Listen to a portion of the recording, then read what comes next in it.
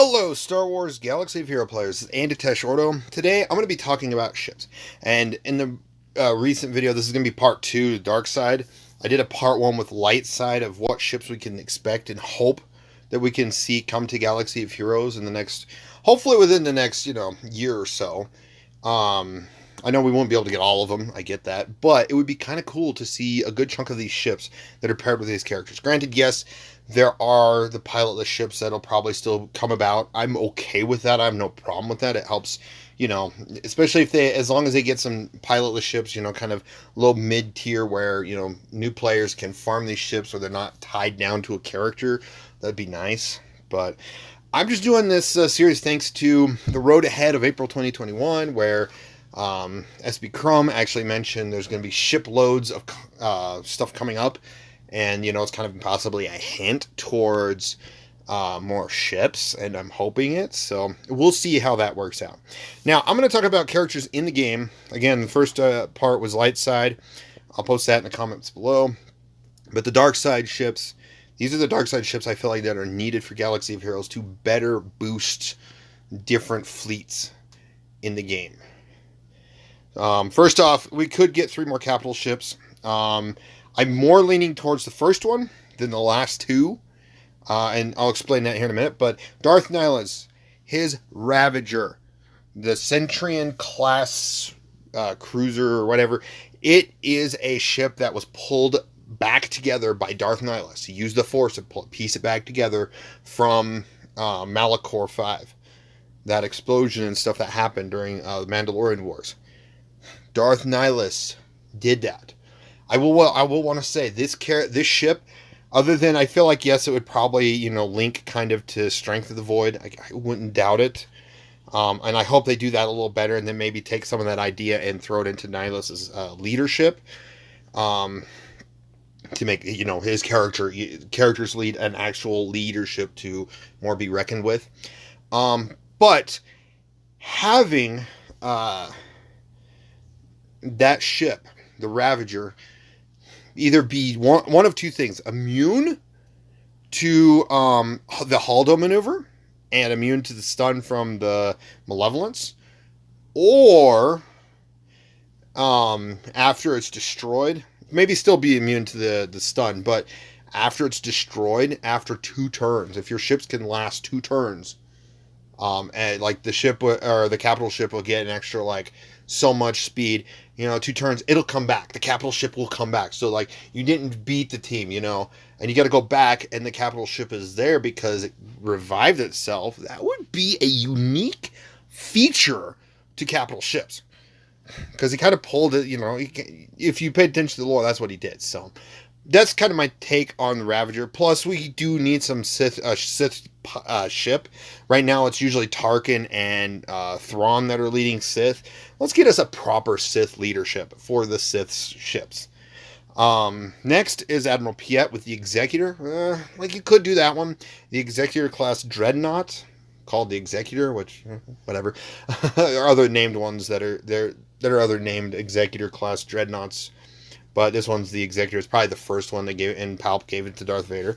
But Piet could theoretically pilot. Yes, this will give Empire 3 capital ships, which is kind of rough. But one of the cool, unique things. Now, yes, I am so on board with Hondo Ohnaka getting the whatever his little fleet saucer dishes are.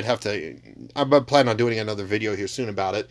Have him be a fleet commander. A lot of people are talking about it, to where he's a fleet commander for bounty hunters. I personally say he should lead bounty hunters, cargo ships, and scoundrels. But the Executor could theoretically, thanks to Empire Strikes Back, actually support bounty hunter ships.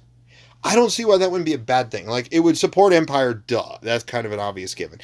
But, there could be some bounty hunter ships. But then again, like I said, that gives Empire 3 capital ships, which really, I don't know if that would work out really well. So we'll have to see how that one works out. Malak, this one could be one of 2 characters. Malak, or they could bring in, what's his name? Saul Kareth, Admiral Saul Kareth, of the Leviathan, which is the Interdictor-Class cruiser. Malik could theoretically, lead it too, but I feel like it would be better served under Admiral Kareth. And this could be the Sith Empire. Nihilus' ship would be completely Sith, where, the Leviathan would be just Sith Empire. It supports Sith Empire. Kind of like how Darth Revan does that, He doesn't support the Sith, he just supports Sith Empire. So, we could see that. Granted, I don't see the other two coming into the game right away. They could just, there's a lot of hype for Nihilus' ship coming in, so a lot of talk. Arnold's talking about it, etc., like Hondo, so. Sorry about that. But anyways, next we got the Solar Sailor from Count Dooku. I don't see why that couldn't come to the game. They could do, one of two things, because I know, lore-wise, that ship does not have blasters, because it's kind of a shuttle, luxury shuttle type thing. Even though I don't know how... Star Wars luxury is weird sometimes. Like, luxury, giant solar set. Like, I get why it's there, but like, I don't know. It just doesn't seem luxury. I don't know if it would be considered luxurious or not, compared to Lando's Lucky Lady or that yacht ship that Hondo and Asmorgan has. But Count Dooku's ship could still come in. It could come in with a sail, and then the animation would pull it back in, and it would just be a support, non-attacking, or like, it would retreat like 3PO and Hermit Yoda and Watt. It could be the first of the, few ships that could do that. Asajj Ventress, why is her starfighter not in the game? Come on, Capital Games. Come on. Nute Gunray and Poggle could share, unless they bring in either Lot Dodd or what was the other? Nute Gunray's other personal assistant. I'll post that name on the screen. Bring them in and pilot the Sheathipede-Class transport. We already have a similar model to the Phantom 2, but that's a modified version. So this one, they can just, kind of update the textures, and boom, you got yourself a Separatist one. So why not? Why not add those two? I was thinking having Watt in there, but no.